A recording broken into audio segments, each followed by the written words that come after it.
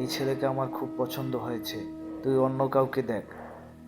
দেখলাম আমার পাশে বসা মেয়েটা উঠে চলে গেল।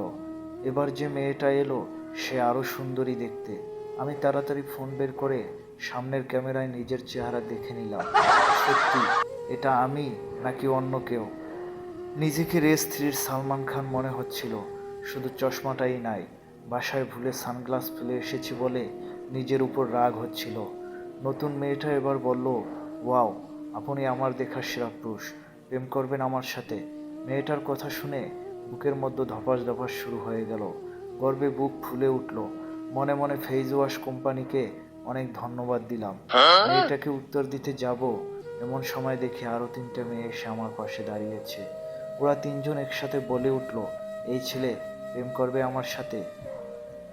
এবার আমার পাশের বসা মেয়েটা উঠে ওদের সাথে মারামারি শুরু করলো।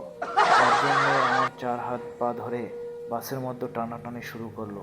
একজন বলে এই ছেলে আমার, আরেকজন বলে না না এই ছেলে আমার। ওদের টানাটানিতে আমার গুলিস্তান থেকে কেনা নতুন শার্ট ছিঁড়ে গেছে, প্যান্ট ছিঁড়া ছিঁড়া অবস্থা। নিজেকে সালমান খান ভাবা ছেড়ে টম ক্রুজ ভাবতে শুরু করলাম। আহা, সুন্দরী মেয়েরা আমার পাবার জন্য আজ মারামারি করে। এই দিন যে আসবে কল্পনাও করিনি। এর মধ্যে বাসের হেল্পার এক লাঠি নিয়ে দৌড়ে এসে বলল, ওই তোরা সবাই বস, না হলে কারেন্টের শর্ট দিব। সাথে সাথে 4টা মেয়ে আমাকে ছেড়ে দিলে আমি গাড়ির মধ্যে ধপাস করে পড়ে গেলাম। হেল্পার কাছে এসে বলল, ওই মিয়া, আপনি কখন উঠলেন বাসে? ও বুঝছি, সিগারেট কিনতে নামছিলাম তখনই উঠছেন তাই না? তাড়াতাড়ি নামেন ভাই, এই বাস পাবনা যাবে।